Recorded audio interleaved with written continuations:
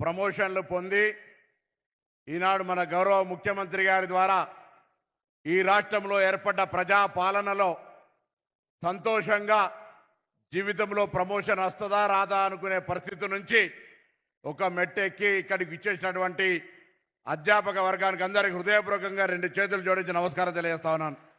ఈ కార్యక్రమానికి ముఖ్య బాధ్యులు రాష్ట్రంలో ప్రజాపాలన ఏర్పడ్డ తర్వాత ముఖ్యమంత్రిగా బాధ్యతలు చేపట్టినటువంటి గౌరవనీయులైనటువంటి ముఖ్యమంత్రి రేవంత్ రెడ్డి గారు మొదటి నుండి కూడా మొదటి క్యాబినెట్ కావచ్చు లేదా ఎక్కడ ఏ సమావేశం జరిగినా ఈ రాష్ట్రంలో విద్యా వ్యవస్థ బాగుపడాలి, పేదవాడు చదువుకునే విధంగా అవకాశం కలగాలి, అందుకు బాధ్యులైనటువంటి అధ్యాపక వర్గంలో ఉన్నటువంటి అసహనాన్ని తొలగించి వాళ్ళు సక్రమంగా విద్యా బోధన అందించగలగాలి అనేటువంటి ఆలోచనతో ఇవాళ ఈరోజు ఈ కార్యక్రమం తీసుకున్నారు. అనేక సందర్భాల వేదిక మీద అనేక ఉపాధ్యాయ సంఘ నాయకులు ఉన్నారు. గతంలో మీకు తెలుసు, ఎప్పుడు ఏ కార్యక్రమం తీసుకున్నా కోర్టులనో లేకపోతే ఇతరత్ర ఇబ్బందుల కార్యక్రమం జరుగుతూ ఉండే.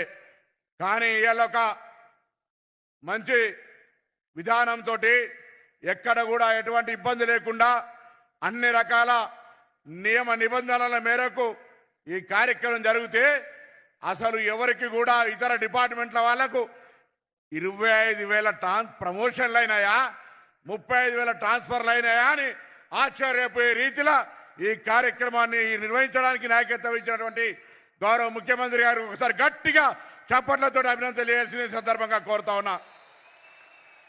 తల్లిదండ్రులతో సమానంగా గౌరవింపబడే మీరు, ఆచార్య దేవోభవాన్ని గౌరవింపబడే మీరు ఈరోజు ఈ ప్రభుత్వానికి అన్ని రకాలుగా సహకరించాలని విజ్ఞప్తి చేస్తా ఉన్నా. ఒక విద్యార్థి నాయకుడిగా విద్యా దశ లోపల ఏ విధమైనటువంటి సమస్యలు ఉంటుండేనో తెలుసు. గౌరవ ముఖ్యమంత్రి గారు కానీ ఈరోజు ప్రభుత్వంలోని పెద్దలందరూ కూడా ప్రభుత్వ పాఠశాలలకు సంబంధించిన ఉత్పత్తి అయినటువంటి వాళ్ళమే, ఎక్కడో కార్పొరేట్ పాఠశాలలో చదివిన వాళ్ళం కాదు. ఇవాళ సెలవులు వచ్చినా బళ్ళు తెరిచే లోపల ఈ రాష్ట్రంలో ఉన్నటువంటి 25,000 పాఠశాలలలో 11,000 కోట్లు ఖర్చు పెట్టి పాఠశాల మౌలిక సదుపాయాలను మెరుగుపరిచే నిర్ణయాన్ని తీసుకున్నటువంటి గౌరవ ముఖ్యమంత్రి గారి మరొకసారి ధన్యవాదాలు తెలియజేస్తా ఉన్నా. ఈరోజు ఎప్పుడు నిరంతరమే ప్రభుత్వ ఉద్యోగి, ప్రభుత్వము అంటే సమస్యలు 100% లేకుండా ఎవరు ఉండలేరు. సమస్యల పరిష్కారం ప్రభుత్వం బాధ్యత.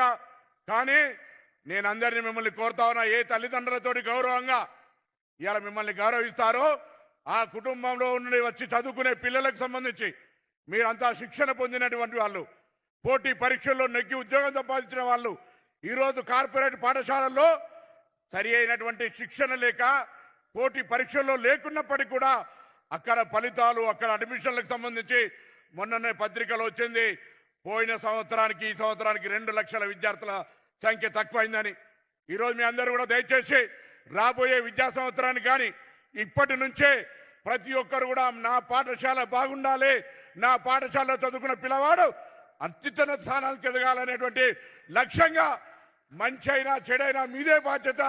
ఆ గ్రామంలో పాఠశాలలో చదివి బయటికి వచ్చేటువంటి ఒక విద్యార్థి ఈ దేశ సంపద, ఈ తెలంగాణ సంపద, తెలంగాణ అభివృద్ధికి దోహదపడే విధంగా మీ యొక్క ఆశీర్వచనము, విద్యా బోధన సహకారాలు, శిక్షణ ఉండాలని ఆకాంక్షిస్తూ తప్పకుండా గౌరవ ముఖ్యమంత్రి గారు అన్ని రకాలుగా భవిష్యత్తులో ఇన్ఫ్రాస్ట్రక్చర్ పరంగా పాఠశాల భవన నిర్మాణాలు కావచ్చు, రాబోయే కాలంలో 11,500 ఉద్యోగ నియామకాలు కావచ్చు, అన్ని రకాల చేపట్టడానికి గౌరవ ముఖ్యమంత్రి గారు అన్నిటికంటే ఎక్కువ ప్రక్షాళన చేసి మంచి దారిలో నడిచే విధంగా విద్యా వ్యవస్థకు వారి దగ్గరే శాఖ పెట్టుకొని ఈరోజు ఈ విద్యా వ్యవస్థలో మార్పులు చేసే ప్రయత్నం చేస్తారు.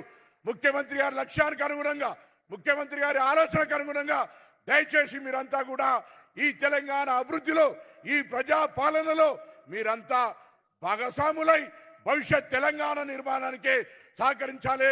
తెలంగాణ ఉద్యమంలో మీరంతా మీ బాధ్యతలు పాఠశాలలు బహిష్కరించి కావచ్చు, లేదా తెలంగాణ ఉపాధ్యాయ సంఘాల నాయకులుగా తెలంగాణ సాధన కోసం పోరాడి రానాడు. ఇది మన రాష్ట్రం.